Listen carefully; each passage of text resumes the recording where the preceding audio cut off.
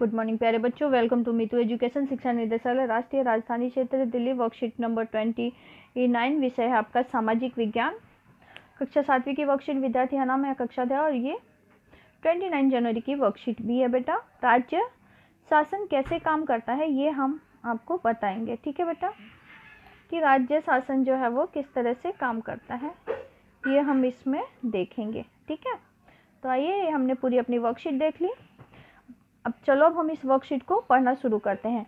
भारत के हर राज्य में एक विधानसभा है। विधानसभा एक ऐसा स्थान होता है जहां सभी विधायक, चाहे वो सत्ता पक्ष में हो या विपक्ष में हो, विभिन्न बातों पर चर्चा करने के लिए मिलते ही हैं।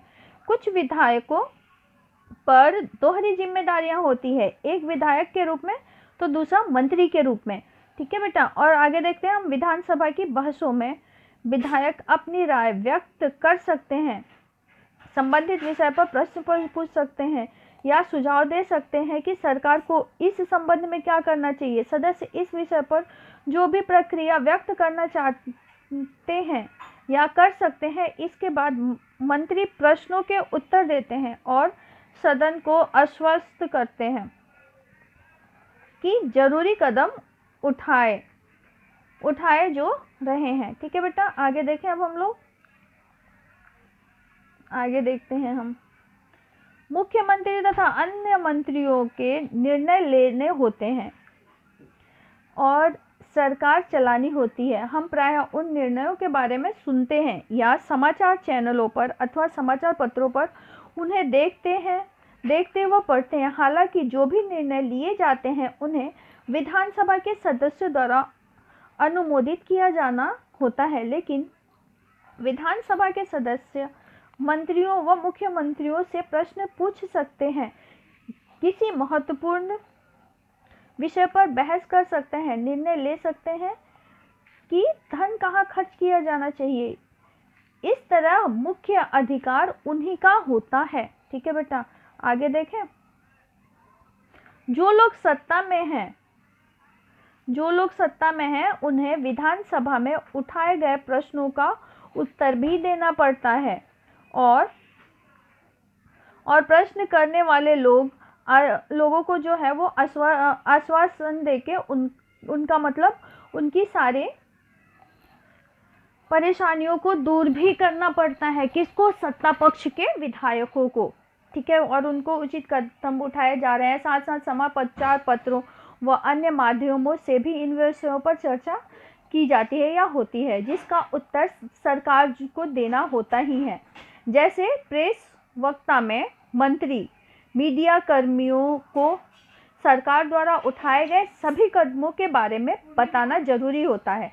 विधानसभा में चर्चा समाप्त होने के बाद एक प्रेसकर्ता बुलाई जाती है ताकि जरूरी जानकारी को आगे बढ़ाया जा सके। प्रेस और मीडिया कर्मी बैठक से संबंधित किसी भी संदेह को स्पष्ट करते हैं। सभी जानकारी समाचार पत्रों में प्रकाशित होती है और टीवी चैनलों पर जो है वो बच्चों दिखाई जाती है, ठीक है बेटा। अब आ जाओ, आपकी गतिविधि देखते हैं।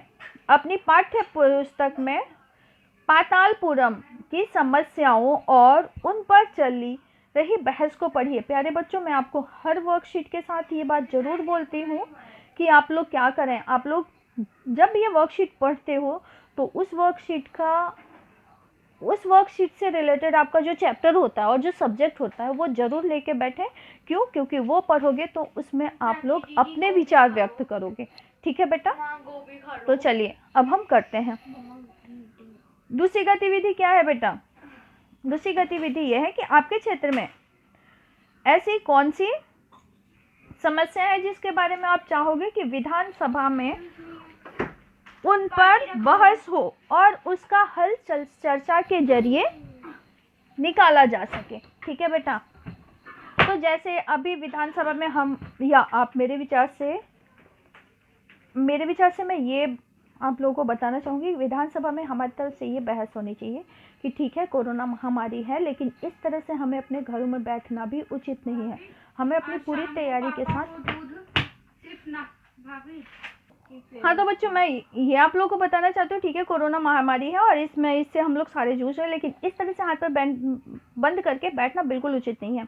आप अपने पास सैनिटाइजर रखिए, मास्क रखिए और सोशल डिस्टेंस का पालन करिए, और इन नियमों के अनुसार हमें अपनी डेली रूटीन जो है वो शुरू कर देना चाहिए, क्योंकि हमारे लिए जितना ज़रूरी भोजन है उतने ही ज़रूरी हमारे शरीर से रिलेटेड जो है वो बच्चों वो गतिविधियाँ हैं, जैसे आप खेलना, कूदना, दौड़ना, भागना, ये सारी चीज़ें बहुत ही ज़्यादा उपयोगी हैं।